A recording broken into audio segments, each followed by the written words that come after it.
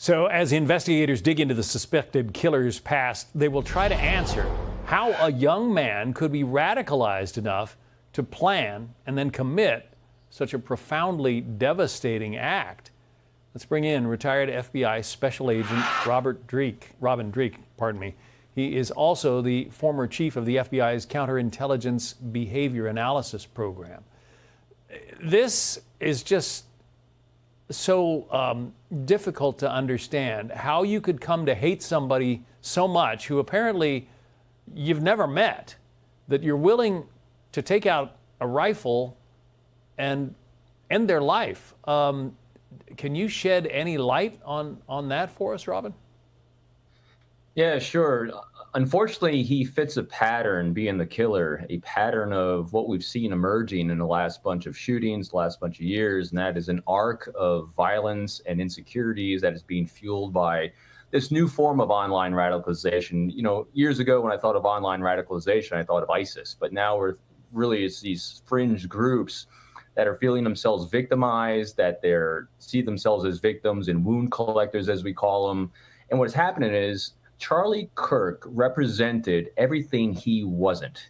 This is as we saw by, what Paul Moore was describing, this lack of a really clear plan executed really poorly shows his really low thinking here, didn't have a great plan, and he really wasn't locked on to who he actually was, whether it's etchings that are all over the place, his plan was all over the place, his ideology was all over the place. Meanwhile, what Charlie Kirk was very clear on who he was, very clear on his belief systems, and most importantly, he could articulate it, he could argue it, and he embodied what everyone is missing on this thing right now. He was curious.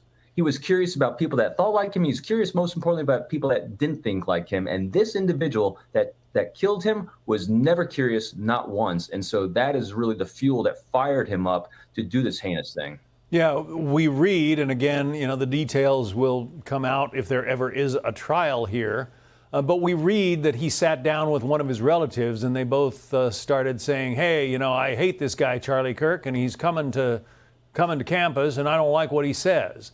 But how do you go from, disliking what somebody says to going through the motions that we all saw happen here? It astounds me. It astounds people like us because we have rational problem-solving skills that this individual didn't.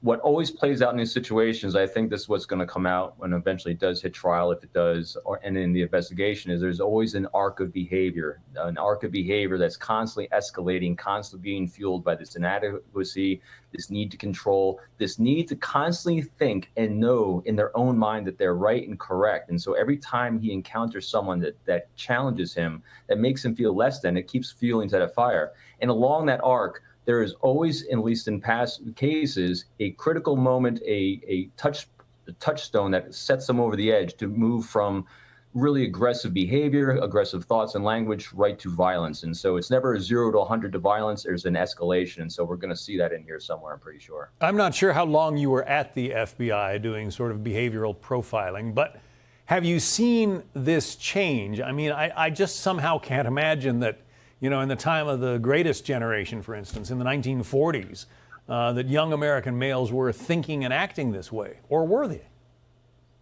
Yeah, I was with the Bureau for 22 years before I retired, all doing behavioral analysis. And what hasn't changed over the course of the history of our species is this need and desire to communicate. And what has really fueled us for all time as a species, which has brought us great successes, is our curiosity. And when we are curious, we have this great ability to innovate. And our communication skills were always very strong for years and years. And then what happened is we have the internet, we have social media. And when social media hit, people started posting their 5-second highlight reels on life. And we get caught up in this cult of comparison, the disease of more. And we start comparing ourselves to people that are really just putting fictions out there. And they're not communicating. So that need for the interpersonal communication in a positive light is missing. And all that curiosity has fled away from so many people. So yeah, over the last 22 years and plus 8 since I retired, there has been a major shift, not from what we need and crave, but from the ability to actually communicate it. Yeah, and I wasn't suggesting that you were at the FBI in the 40s. I just want to make that clear. I just find it so weird and so sad that we've reached this point. And I've seen so many lies, frankly, about Charlie Kirk on social media from people who apparently just believe everything they hear or read, even if it's not true. Very sad. It is. And that's what was great about Charlie, was he always asked the question with that great curiosity. Yeah, he did. Robin Dreeke, it's good to have you on. Thank you. Thank you, John. I'm Steve Doocy. I'm Brian Kilmeade. And I'm Ainsley Earhart. And click here to subscribe to the Fox News YouTube page to catch our hottest interviews and most compelling analysis.